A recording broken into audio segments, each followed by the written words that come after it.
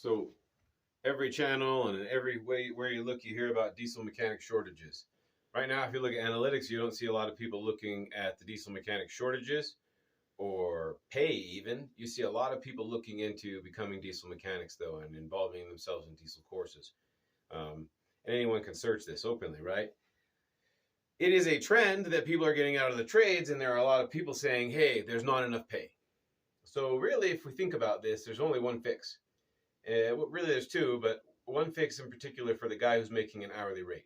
And that is for the hourly shop rate to go up and the mechanic to be paid more. But that means what?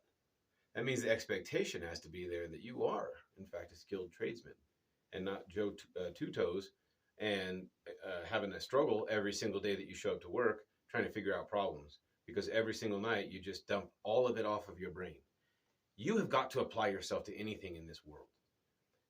Thomas Paine wrote, "Things that are achieved too, gotten too cheaply are esteemed too lightly." I'm paraphrasing there, but the point is, you got to put the work in for those things to have value. He also said in that same poem, he goes, "Dearness is what gives everything its value," and it's true. And I had that inside of in Marine Corps. I wasn't, I had my own struggles getting through there. I was very strong-willed, and there's a lot of reasons. And they really squared me away in a lot of ways.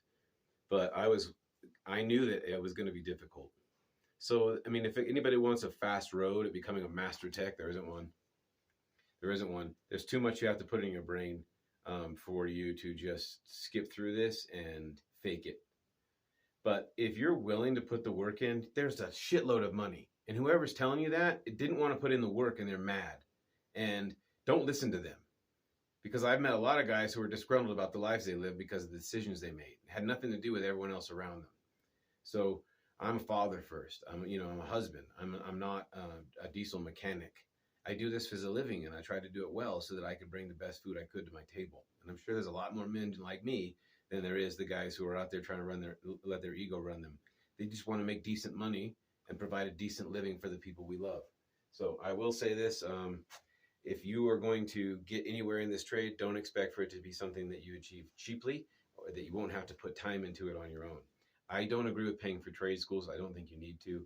I would not have gotten a better job had I not paid, or had I not paid with some time in the Marine Corps and gotten a trade from there, which is essentially a trade school or an apprenticeship, is what it basically qualifies as. So I talked a little bit about the three ways to get into this trade. One of them is to go to a shop, pick up a broom and say, get me on the team, and show every day you're willing to clean everything and anything and do whatever you're told to do.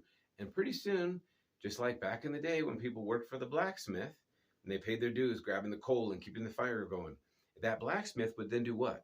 He would impart his wisdom upon that young apprentice because you paid your dues. Now, I don't agree with paying your dues as like a hazing or a rite of passage. But I do think that paying your dues as far as learning what you need to learn to be your own skilled tradesman, that's incumbent upon you and not anyone else. That has to be something that you take hold of inside yourself and go, I'm going to make myself uncomfortable. I'm not going to understand this, but I'm willing. And I'm willing to show up again and again. Look into Dr. Huberman when he talks about neuroplasticity, right? Our ability to gain capacity within our brain based on decisions that are personal decisions, determination, perfect practice, and belief. Like these things alone can change the mind to absorb all kinds of information that we didn't believe. And I'm here to tell you, I've used these skills to gain capacities. I was in special ed. I was told I wasn't intelligent because, well, my mother didn't want me to know I was intelligent, actually. I found that out later on as a full-grown man that I was told I wasn't intelligent. And it's funny how you believe the lies you're told when you're growing up. And, when I got to go into these classes and these schools, I realized I retain everything that I read, damn near, and I'm going to do great.